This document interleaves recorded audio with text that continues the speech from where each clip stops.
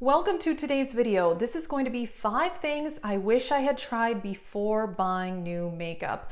I've been thinking about this a lot on my low buy lately, and I've discovered that sometimes I buy new products because I'm trying to fix a certain problem I may have, or I just feel like the products I have may not be good enough. However, the answer to this may not necessarily be buying something new. I have found ways to kind of adjust things to make it work better for me. Now, of course, some products are definitely better than others. Some products just don't necessarily work for some people, but sometimes we're just looking for the better and better thing that's not necessarily a good idea, and it may not even be better than what we already have. So these are just some things that I have tried and I think have really helped, and I wish I had done these things sooner. So let's get into it. All right, number 1 is mixing different things together. Now, I definitely have been doing this for quite a while, but sometimes I'm like, oh, this concealer is too light. Well, I can just mix it in with another concealer and it's perfectly fine. I don't need to buy a new one, especially if I have another one that is slightly darker than that one. Or sometimes I feel like, oh, my makeup isn't dewy enough. Let's buy a dewy foundation. Well, I can mix in a liquid highlighter to be able to do that. This is the Flawless Filter. I use this in so many ways. I mix it in with primer, foundation, or a liquid highlighter. Or sometimes I'll mix 2 different primers together. I've been mixing this Becca one with the one from First Aid Beauty, and together they are fantastic.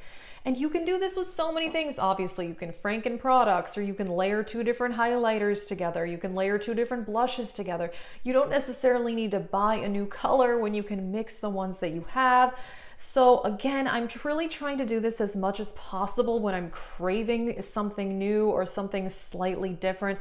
I'm just trying to keep this in mind. And honestly, I wish I had done this more in the past instead of buying, another highlighter that is slightly different from the other one that I have. All right, number 2 is probably the biggest on this list that I wish I had done before buying quite a few makeup products, and that is skincare. Now, I mentioned that last year I developed sunspots because in my younger years, I was not that good about wearing sunscreen and I liked to lay out in the sun quite a bit. So it happens. However, but what I ended up doing was I was looking for more full coverage foundations. I was buying color correctors, when it turns out that you can just buy this and it helps lighten sunspots. Now, this is the tranexamic acid from the Inky list, and I've been using this for over 2 months. My sunspots are definitely not gone, but they have lightened. So I'm like, why didn't I try a skincare solution before buying concealers and foundations? I know it sounds silly for sure, and obviously skincare is not an instant fix, and there are some things that cannot be fixed with skincare. I totally agree, but this has really helped me, and this is actually really affordable. It's $15. Another skincare solution that I have found that I was buying primers and foundations because I felt like my makeup wasn't lasting through the day and it was kind of breaking up. But what I discovered that actually ended up being the solution to that is better skin prep.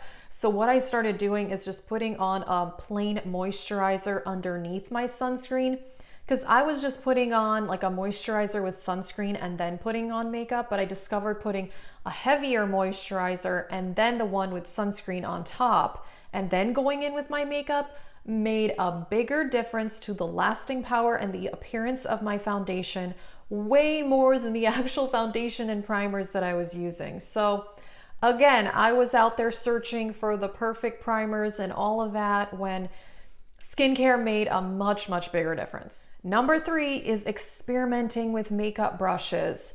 Sometimes a product doesn't work great with another brush, but it'll work fantastic with a different one. I had this recently with the Charlotte Tilbury highlighter palette, the Bar of Gold one.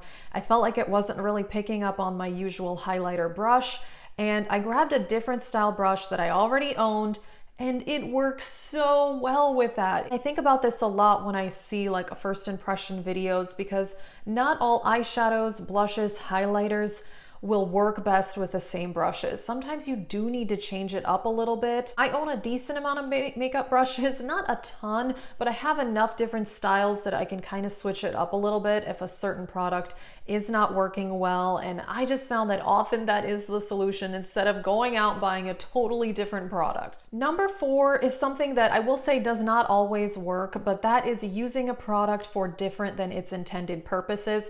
Of course, beware though, because not everything is eye safe or lip safe, but this is something in particular I wish I had done as far as highlighters and used eyeshadows as highlighters, because for a while I was buying all sorts of different highlighters, like pink one and a million different champagne ones, when in reality you can use a lot of different eyeshadows potentially as a highlighter. Now, some eyeshadows are probably way too pigmented to use as a highlighter, and I would not want to do that.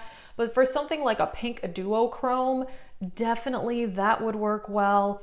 You know, even blush, you can use eyeshadow as blush or blush as eyeshadow. Definitely can mix it up. Again, this doesn't always work because I do think that the formulas are different for a reason. Highlighters do tend to be less pigmented than most shimmer eyeshadows, but yeah, again, this is something I wish I had particularly done for highlighters, kind of mixed in more. But yeah, I don't often multitask like this just because I have so much makeup in general. But if I had started doing that from the beginning, I probably would not have amassed as much as I do. All right, number 5 may sound a little bit strange, but that is to actually use less product than I was initially using. I have had multiple foundations or concealers that I thought were just way too heavy, way too cakey. And then I just tried using less and it looked fantastic. An example of this is Tarte Shape Tape. I know a lot of people think that is a really cakey and intense concealer, and it definitely is, but I just use like a really small amount here and then I blend it out on my whole under eye area, and it is so full coverage that it will cover that much space with a really small amount of product. So I know that is one where I first used it. I kind of did what you see other people on YouTube doing, where they do like the giant triangle, and yeah, it looked horrible on me, but when I use a small amount of that concealer, it looks fantastic. And I really think, you know, sometimes we overuse products. I mean, I definitely do this for sure. But yeah, sometimes just using less makes the product work so much better. Alrighty, that is it for this video. Please let us know if you have some other, tips and tricks to get makeup basically to work better for you without actually buying new makeup. So yeah, I've been thinking about this stuff so much on my low buy, and I'm really having a change in mindset. I definitely plan on doing more videos kind of related to this style of video. So yeah, that is it. If you did not see, check out my low buy intro, and I have a makeup and consumerism playlist where there's a lot of other videos that are kind of related to this one. So yeah, that is it. Thank you so much for watching and have a great day.